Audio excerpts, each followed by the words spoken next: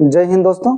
आज हम लोग प्रश्नावली 1.1 को सॉल्व करेंगे और पहला ही नंबर में दिया है कि सिद्ध कीजिए कि √5 एक अपरिमेय संख्या है। तो हम लोग क्या करना है, सिद्ध करना है कि √5 एक अपरिमेय संख्या है। तो हम लोग को सबसे पहले जानना है कि अपरिमेय संख्या किसको कहते हैं और परिमेय संख्या किसको कहते हैं। तो सबसे पहले हम लोग जानेंगे परिमेय संख्या किसको कहते हैं। तो परिमेय संख्या P/Q के रूप में होता है, P/Q के रूप में होता है। और जो Q है ना, ये Q नीचे वाला हर वो 0 नहीं होना चाहिए।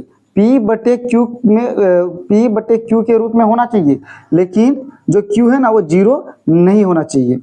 जैसे 1/2 ये क्या है, एक परिमेय संख्या है। 2/3 ये भी परिमेय संख्या है। क्या 4/8 परिमेय संख्या है? नहीं, ये अभी परिमेय संख्या हम लोग इसको नहीं बोल सकते हैं।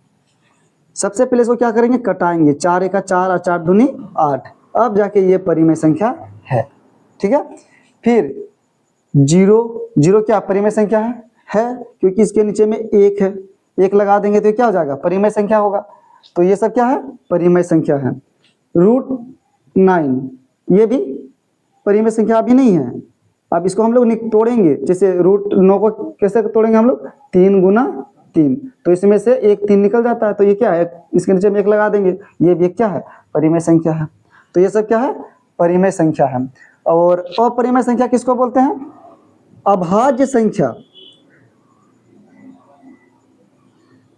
अभाज्य संख्या, जितने भी अभाज्य संख्या है उसमें हम लोग अंडर रूट लगा देते हैं तो वो अपरिमेय बन जाता है। जैसे 2 एक अभाज्य संख्या है, 3 भी अभाज्य संख्या है, इसके बाद 5 भी अभाज्य संख्या है और 7 भी अभाज्य संख्या है। इसमें हम लोग रूट लगा देंगे,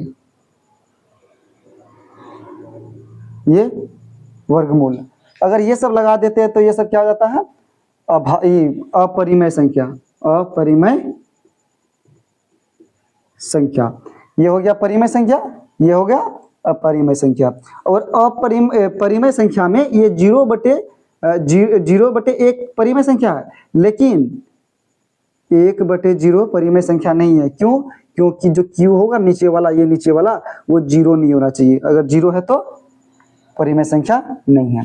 अब आगे हम लोग बनाएंगे, इसको सिद्ध करेंगे। तो हम लोग क्या करेंगे, हल। हम लोग मान लेंगे, माना, इसको क्या करेंगे हम लोग, मानेंगे कि √5 माना √5 एक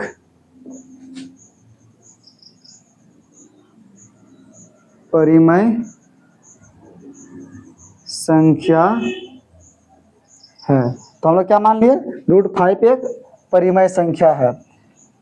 तो √5 को यहाँ पे लिखेंगे, √5 = बराबर P/Q।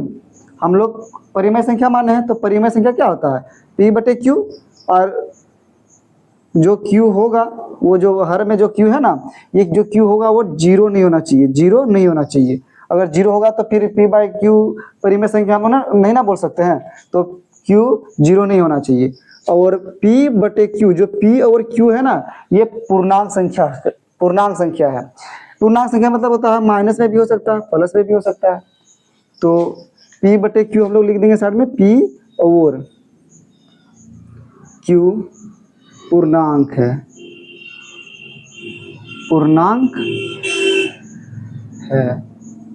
पूर्णांक है। और इस P और Q यहाँ पे लिख देंगे, वह P और Q यानी कि परिमेय संख्या का HCF हमेशा 1 होता है। परिमेय संख्या का HCF हमेशा 1 होता है। अगर 1 होगा तो परिमेय संख्या है HCF, और ज़्यादा होगा तो वो परिमेय संख्या नहीं है। जैसे मान लीजिए हम लोग 2/3 ले लेते हैं, 4/5 ले लेते हैं, या तो 1/2 ले लेते हैं। ये सब क्या है, परिमेय संख्या है। तो 2 और 3 को हम लोग निकालेंगे, 2 का क्या निकलेगा, 2 × 1, और 3 का निकालेंगे तो क्या होगा, 3 × 1। तो ये क्या, 1 मिला, तो वही HCF 1 है। अगर हम लोग 2/4 ले लेते हैं, तो 2/4 क्या है, परिमेय संख्या है? नहीं, अभी इसको हम लोग परिमेय संख्या नहीं बोल सकते हैं। इसको हम लोग क्या करेंगे, कटाएंगे। 2 × 1 = 2 और 2 दूनी 4। अब ये जाके परिमेय संख्या है। अब इसका एक्सेप्ट करेंगे तो 1 ही होगा। अब हम लोग क्या कर देंगे, गुना कर देंगे कोना कोनी, इसके नीचे कुछ नहीं है तो एक ले लिया अपने से हम लोग। अब क्या करेंगे, गुना करेंगे, p गुना 1 क्या हो जाएगा, p बराबर, और ये गुना करेंगे √5 गुना q, तो √5 q, ये हो जाएगा। अब क्या करेंगे, इसको वर्ग कर देंगे, वर्ग करने पर इसको हम लोग क्या कर देंगे, वर्ग कर देंगे। तो इसको वर्ग करेंगे तो क्या हो जाएगा, p² बराबर √5 क्या हो जाएगा, 5 √5 गुना √5, यानी इसको स्क्वायर करेंगे तो ये रूट खत्म हो जाता है, क्या बच जाता है 5, जैसे √5 गुना √5 करेंगे तो क्या हो जाएगा, रूट खत्म हो जाता है, आंसर क्या आता है 5, तो वही 5 लिखे हैं। और q है तो q लिखेंगे, इसके ऊपर में पावर 2 लग जाता है क्योंकि वर्क कर दिए हैं। अब क्या करेंगे, इसको यहाँ पे लिख देंगे, चूंकि p जो स्क्वायर है ना, ये क्या है 5 से विभाजित है, q के साथ ये क्या है गुना में है, अगर बराबर के इस साइड में कर देते हैं 5 को तो क्या हो जाता है, बटे में हो जाता है, भाग में हो जाता है, इस टाइप का हो जाता है। तो क्या है, p² जो 5 से विभाजित है, तो वही हम लोग यहाँ पे लिखेंगे, p² 5 से विभाजित है, p² 5 से विभाजित है, तो p भी 5 से विभाजित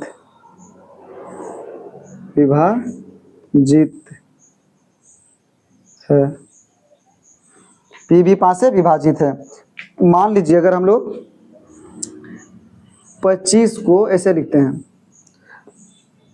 5 पे पावर 2 बटे 5, अगर इस टाइप का आप लोग लिखेंगे तो ये भी कटेगा ऊपर नीचे, 5 एका 5 5 एका 5 से 5 बजाएगा। और उसी तरह p भी हमको कटाएंगे, p बटे 5, तो मान लो p हम लोग क्या लिए 5 और नीचे 5 है तो 5 5 कट जाएगा, तो ये हो जाएगा आंसर। तो p भी 5 से विभाजित है। अब आगे हम लोग फिर क्या करेंगे, मानेंगे, क्या मानेंगे हम लोग कि p = 5r मान लेंगे।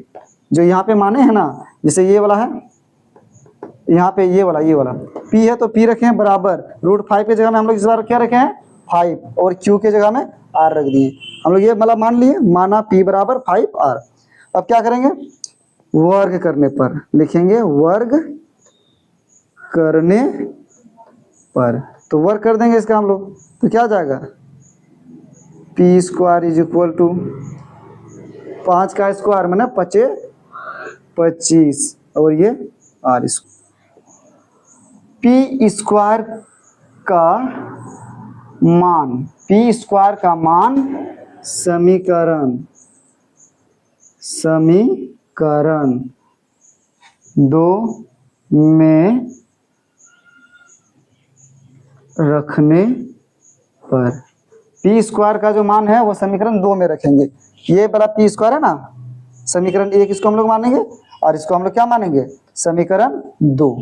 तो p² का मान समीकरण 2 में रखेंगे, समीकरण 2 में, तो p² बराबर 5 q² है, 5 q², तो p बराबर, तो p के जगह में हम लोग ये वाला बैठा देंगे, p² बराबर 5 q² है, तो p के जगह में हम लोग ये बैठा देंगे, तो हम लोग यहाँ पे बैठा देते हैं 5 q² बराबर, ये इधर में इस साइड में जो है यहाँ पे उतार देंगे 25r², तो ये q² बराबर 25r², और ये 25, ये गुना में था, बराबर के इस साइड में चल गया तो भाग में बदल गया, तो यहाँ पे क्या हो जाएगा, q² बराबर 5 एका 5 बचे 25 कट गया, तो क्या हो जाएगा 5r²,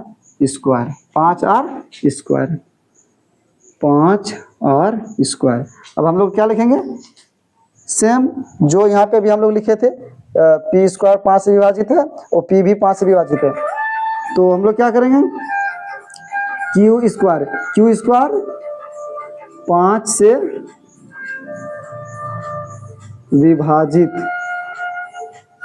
विभाजित है, तो इसीलिए q भी 5 से विभाजित है, q भी क्या है 5 से विभाजित है। अब क्या करेंगे हम लोग, ये हो गया विभाजित है, इसीलिए P और Q भी 5 से विभाजित है। P भी विभाजित है और Q भी विभाजित है, तो लिख दिए P और Q 5 से विभाजित है। अब क्या लिखेंगे हम लोग, ये ऊपर में जो हम लोग माने थे ना, ये पी क्यू का जो HCF होगा, HCF बराबर एक हम लोग माने थे कि नहीं, कि पी क्यू मतलब पूर्णांक संख्या, P बटे Q क्या है, परिमेय संख्या है, तो परिमेय संख्या का HCF हमेशा क्या होता है, 1 होता है। तो यहाँ पे क्या आया है 5, इसमें क्या आया 5, तो 5 1 के बराबर में नहीं है, 1 के बराबर में है क्या, नहीं ना है, ये परिमेय संख्या है और ये क्या है, अपरिमेय संख्या है। अतः हमारा अवधारणा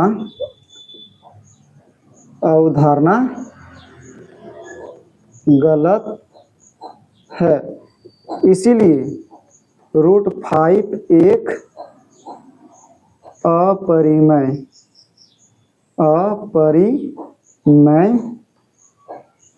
संख्या है। हो गया। अब आगे हम लोग 2 नंबर का बनाएंगे।